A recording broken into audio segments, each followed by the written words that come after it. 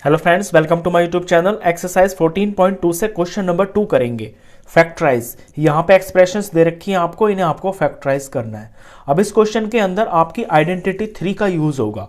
यहाँ जो भी आप क्वेश्चंस देखेंगे ना, उनकी फॉर्म ए स्क्वायर माइनस बी स्क्वायर की फॉर्म बन जाएगी और उसके दो फैक्टर्स होते हैं, ए प्लस बी और ए माइनस बी। बस आपको ये पहचानना है कि आप अपनी टर्म्स को इस फॉर्म में कैसे लाते हैं। चलिए फर्स्ट क्वेश्चन से शुरुआत करते हैं। देखिए 4p square minus 9q square. 4p square कब आएगा? जब मैं 2p को 2p से मल्टीप्लाई करूंगा तो 4p स्क्वायर आ जाएगा, यानी 4p स्क्वायर 2p का होल स्क्वायर है। माइनस इसी तरह से 9q स्क्वायर कब आएगा?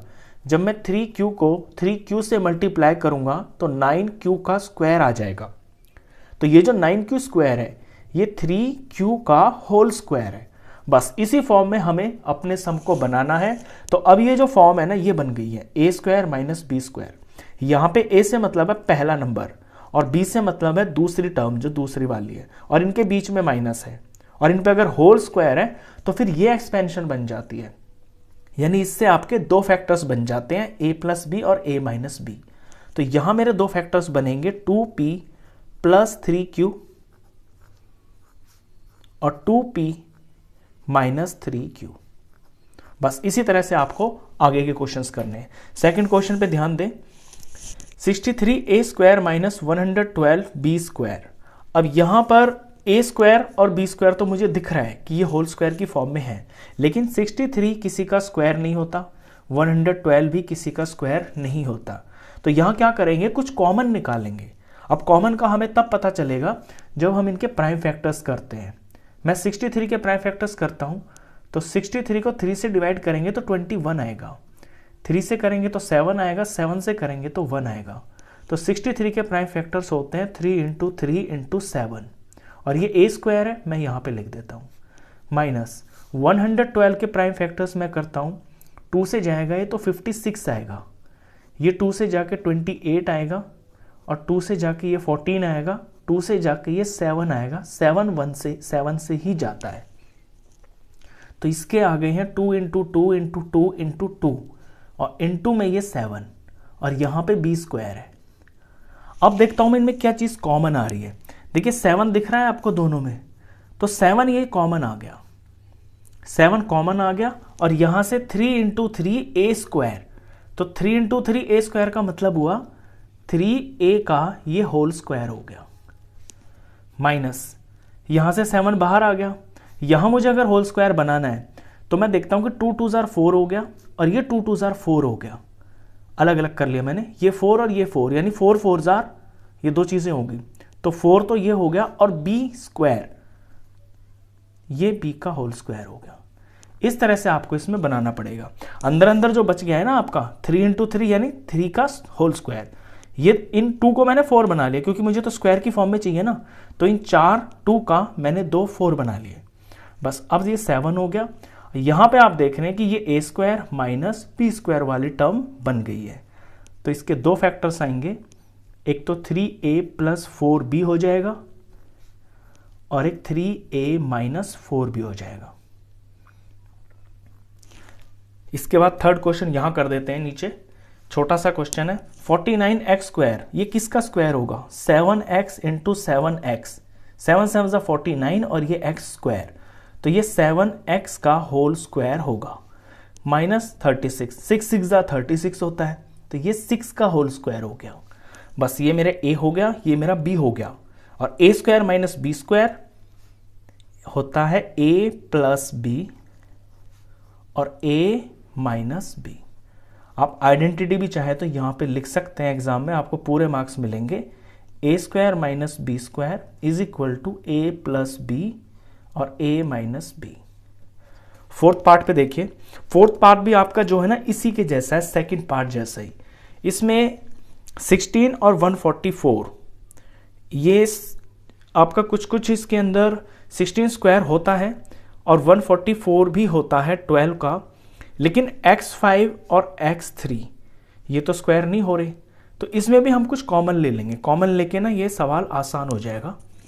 तो कॉमन लेते हैं, तो 16 के पीएफ में करता हूं तो 2 1 ज़ा टू 2 जार 4, 2 3 जार, सॉरी ये 2 से करना है मेरे को, 2 2 जार 4 और 4 2 जार 8 और 8 2 जार 16 और x5 है यहाँ पे, मैं x5 लिख लेता हूँ।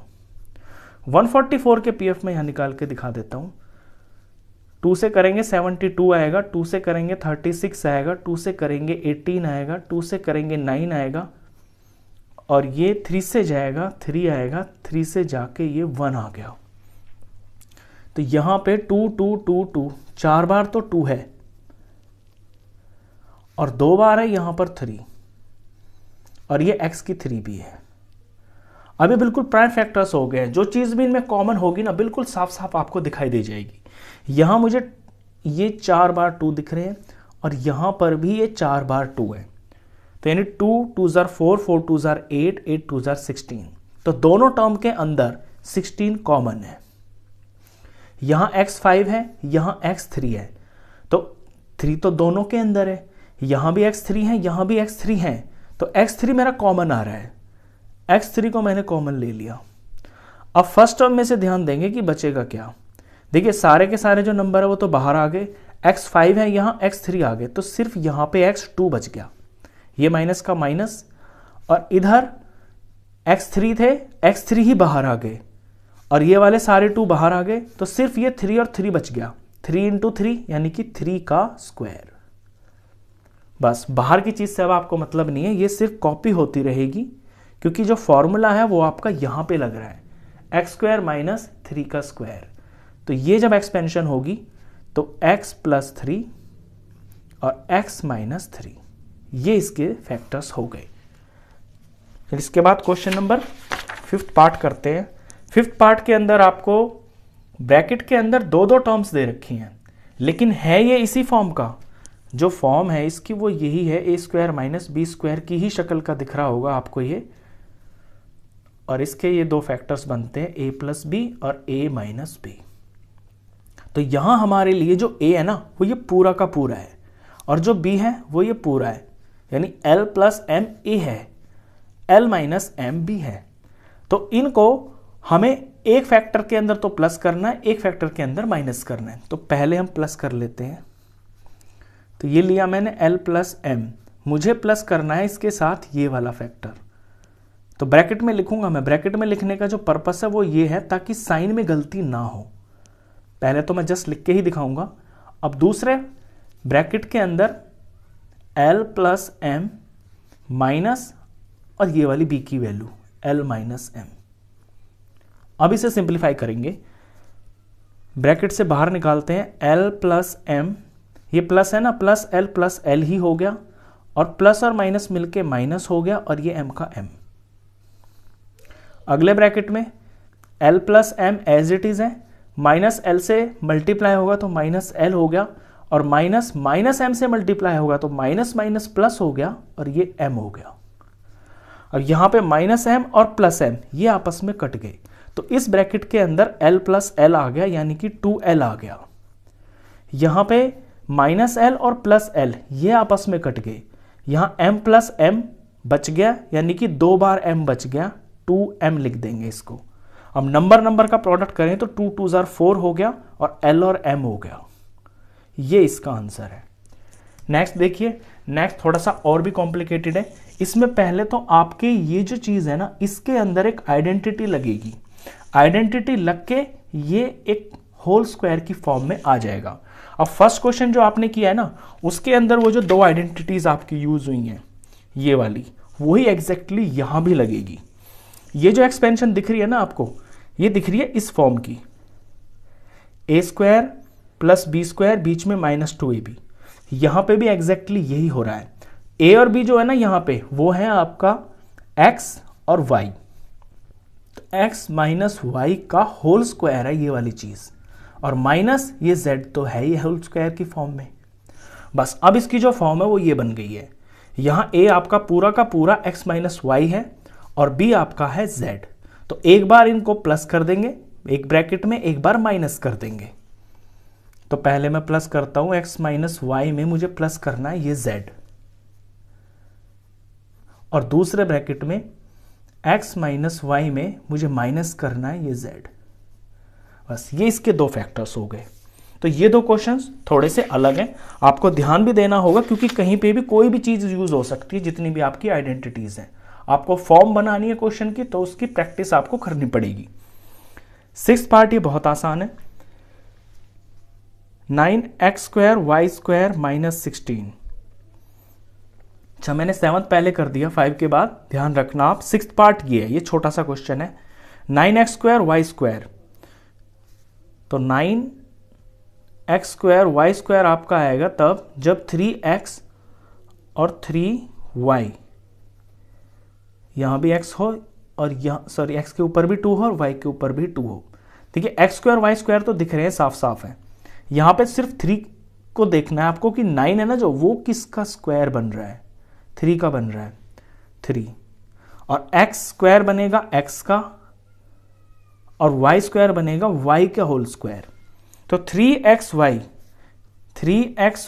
इंटू 3xy जब करेंगे ना तो 3 3 9 और x² और y इंटू y² तब जाकर ये चीज़ बनेगी। तो हमें ये बनाना पड़ेगा, ये हमारा a बन गया यानी कि पहला नंबर। माइनस 16 तो बहुत सिंपल है, 4 4 16 होता है, तो ये 4 का होल स्क्वायर हो गया। अब फॉर्म यही बन गई ऊपर वाली, ये a मेरा बन गया है ये 3x और b मेरा बन गया है 4।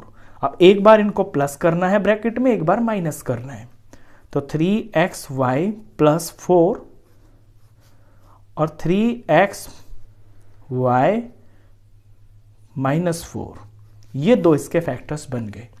8th क्वेश्चन इसमें सबसे अलग है, सबसे इंपॉर्टेंट भी यही है, दिखने में थोड़ा मुश्किल लग रहा होगा लेकिन बहुत आसान है। इसमें क्या है, जो फर्स्ट टर्म है ना ये 25a², ये 5a का होल स्क्वायर हो गया, और आगे के जो 3 टर्म्स है ना, इन 3 टर्म्स के अंदर आपको कुछ कॉमन लेके आइडेंटिटी लगानी है। ऐसा मैंने क्यों किया, क्योंकि मैं देख रहा हूं कि b और c, b² और c² है और बीच में bc है, तो इस तरह की फॉर्म बन रही है क्वेश्चन की ये वाली, वो या आपका ये जो 3 टर्म्स है इनमें से ही बन पाएगी।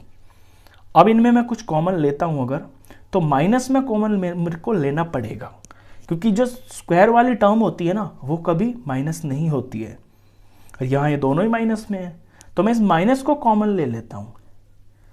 और अब ब्रैकेट शुरुआत करेंगे, ब्रैकेट के अंदर 4b², अब ये प्लस हो गया, यहां से माइनस कॉमन लिया तो ये माइनस, क्योंकि माइनस माइनस प्लस होते हैं तो एक माइनस बाहर आ गया, तो ये अब माइनस में हो जाएगी टर्म 28bc, और ये माइनस बाहर आ गया तो ये प्लस हो गया।